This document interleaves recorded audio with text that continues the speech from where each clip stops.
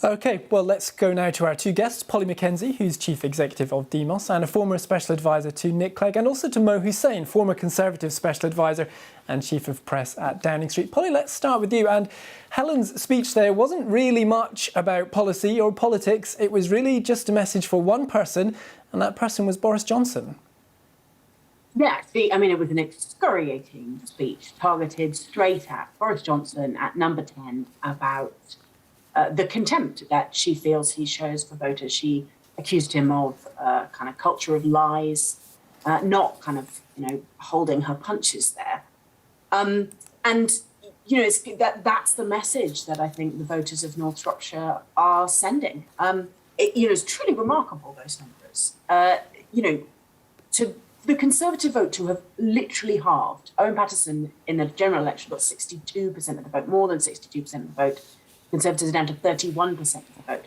A 6,000, pretty much, just shy majority in a by-election where turnout is relatively low. That's 15% of the vote. That is truly extraordinary. Such a rejection from, a loyal Conservative seat. She didn't mention Brexit. And I think that's really interesting too, because it's got absolutely nothing to do with Brexit. A really strong Brexit-supporting constituency, 60% supported Brexit. And, Lewis earlier said that the Liberal Democrats went into the 2019 general election promising a second referendum. They actually promised to overturn the Brexit referendum completely and just go back into the European Union without even putting it to the voters. So for a party with that legacy to be turned to by voters who are that committed to Brexit absolutely tells you it's just not the story anymore. And that gift that Boris Johnson had of being able to say, I'm the only one who can get Brexit done, has just completely evaporated. And it's now about character, judgment and competence. And that's what Helen Morgan has absolutely attacked Boris Johnson for. She's promised to be a good local MP, but this wasn't for her in that speech about North Shropshire. It was, she was claiming, and I think quite reasonably, that those voters of North Shropshire have spoken for the whole country, a whole country which is basically sick of this culture of treating voters with contempt. Mo Hussein, this really was a sore night for the Conservative Party. How is this going to go down in party headquarters? It was an extremely disappointing result for the Conservatives, and I'd like to offer my congratulations to the new MP that we have now. But this will go down very, very badly because it was such a long-held and safe Conservative seat, and because it was Leave voting as well, and the Brexit argument was such a fundamental part of the last elections. I think real questions will be asked. If you're now an MP in a seat that the Lib Dems are chasing you on, you'll be worried. But if you're an MP in any other seat, frankly, that is more marginal, you have a smaller majority than 23,000, you will also be quite concerned. You'll go back to your constituencies over Christmas. You will probably get letters from your constituents, and then you will come back with real concerns, because a lot of MPs' relationship with the Prime Minister is quite transactional. They see him as somebody who can win votes. And 2 years ago, he did win a stonking majority for the Conservative Party. And that means the cost of that is they may hold their nose at some of the things that he says and does because that's just him and because he can win votes. Once he loses this electoral gold dust, then that transactional relationship kicks in as well, and people will start asking questions about the way forward. And I think you'll hear a lot more of that over the coming days. Mo, sticking with you, this whole vote came about because the former MP, Owen Paterson, had to resign over a lobbying scandal. We've had the stories about Downing Street parties and Boris Johnson's flat refurb. Is there a bigger issue here, that issue being cleaning up the Conservative Party?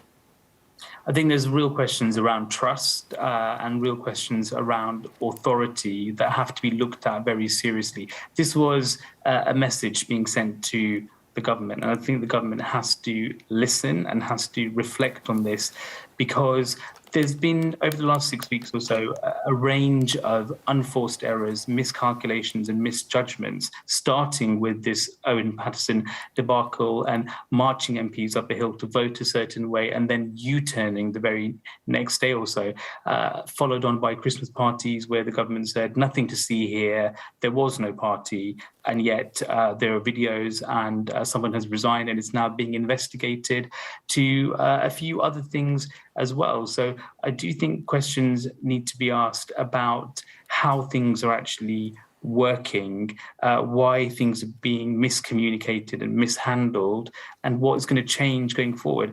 And I think a lot of, as you saw in this huge rebellion against public health measures, of all things, this week, a lot of MPs will be looking for that change as well. So it just puts the Prime Minister in quite a precarious position. And I'm afraid the shine is really now wearing off. Polly Mackenzie, Ed Davey will no doubt be pleased with this news. Have you spoken to him, or have you spoken to any of your former Lib Dem colleagues? What are they saying? Well, I mean, their Liberal Democrats are just absolutely gushing. You can follow Liberal Democrats on Twitter and you will just be overwhelmed by happiness, enthusiasm, and there's a GIF of Ed Davey standing up and waving his arms in the air. He won't be able to do that traditional leader's visit to the constituency because he is isolating because of COVID. A reminder that, you know, those sacrifices people are making are still a massive part of our political debate. But, you know, Liberal Democrats had been written off as a political force after 2015. They won the Chesham and Amersham by-election, and there was some kind of criticism that was on the back of kind of NIMBYism and anti-housing development. And so the Conservatives both had a policy agenda they could turn to as a response to that by-election. But they could also kind of feel a bit good about themselves, and maybe they were just, you know, promoting the economy too much and promoting house building, and they didn't need to worry because it was just the controversy of doing the right thing. This is completely different, and Liberal Democrats are celebrating that sense that this is just back to the kind of 1990s victories, the last time you saw swings like this, where it was simply just absolute rage from voters about a government that had lost its way in terms of the basics, treating voters with respect, not telling lies, not having scandals. The thing people want most of all from their government is just a sort of basic competence. They want, I think, often not to have to pay any attention to what the government is up to and just rely on it. And when they are assaulted day after day with yet another scandal, yet another controversy, yet another photograph of a party as it is right now, they're just exhausted. It's not what people want from politics. And the Liberal Democrats have managed to capture that rage and gone back to being the party of the good local champion, the anything to change politics party. And that's really remarkable because lots of voters remained angry with them for a very long time about the 2010 to 2015 general election coalition. Lots of voters remained angry with the Liberal Democrats about Brexit, about that position they took to overthrow Brexit or to campaign for a second referendum as they did kind of for years after the first referendum. So it's that sense that perhaps not all is forgiven, but that people are willing to nonetheless turn, as they did in the past, to the Liberal Democrats in order to simply say to their political leaders that they want something better, they want something different, and most importantly, they want something that doesn't reek of corruption.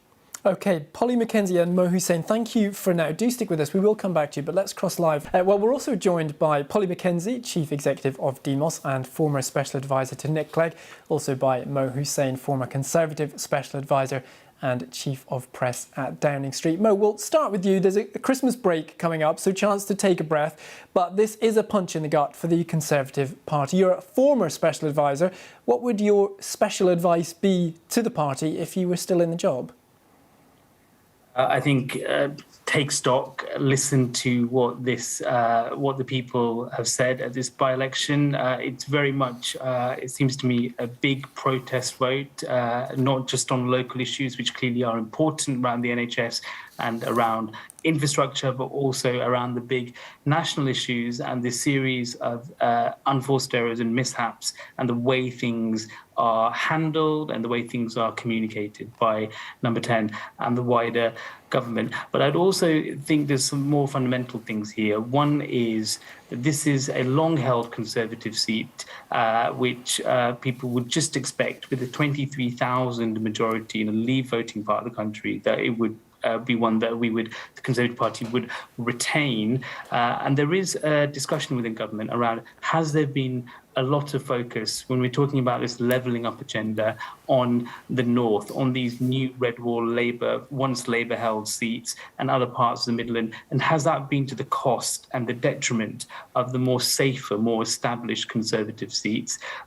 People in government would say, no, we want to level up the whole country. However, I'm not sure that message is really cutting through. So I think that probably needs to be looked at as well. And then also being more consensual, listening to backbench MPs, bringing them in to the conversation, bringing them into the room a bit more. That I don't think you hear time and time again. That has just not been happening, but there is no obvious policy response to this. It's different to Chesham and Amersham, where HS2, where planning were big talking points. So I think the party and the government will really struggle with an immediate response. And it's not just about a policy response, it's about the way things are done and the way things are portrayed. Polly, talking about policy there, this is a very traditional Conservative area, voted overwhelmingly in favour of Brexit, generally an older population. These are things that not typically what you would consider Liberal Democrat territory. It kind of goes against the grain of the Liberal Democrat Party. Is that going to cause a problem for Helen Morgan in her new job? Sorry, is that for me? Hello, Polly, can you hear us? Oh, sorry, I thought you were still talking to Mo. I think, the key thing for me is that those characteristics of a Conservative area are that it's conservative, older, reasonable. And the key thing here is that this is a vote for, traditions, and the traditions of integrity and selflessness and honesty and openness in public life. And that's, I think, what's kind of missing from the Conservative offer at the moment. Yeah, but sorry to interrupt you, Polly. You've talked a lot about integrity and why Boris Johnson and the recent scandals over Downing Street parties have been a problem for the Conservative Party and helped the Liberal Democrats win. But when it comes to policies, this is a Conservative area. Can Liberal Democrats keep the voters here happy past election day? Well, the crucial thing, of course, is that the Liberal Democrats aren't the government in North Shropshire. A by-election doesn't change the government. And what a backbench MP in an opposition party can do is essentially stand up for local issues, be a local champion, and navigate those, the policy controversies. There's a question, of course, as to whether the Liberal Democrats will continue to hold this seat in a national election. But in a way, that's not how by-elections have their impact. It's extremely rare that a by-election has its kind of political ripple effect because it changes the balance of votes within Parliament. So I think in a way it's just a sort of a misunderstanding of what it's like to be a backbench constituency MP and what Helen Morgan's job now is in terms of working with her constituency, bringing them together and championing local issues in Parliament. She's got a mission. She's got a narrative. She set it out quite clearly that she does want to be the voice of the people of North Shropshire, but also more broadly of the country in that kind of campaign to bring integrity back to our politics, which she's argued Boris Johnson is simply not delivering with his kind of chaos and lies, as she put it.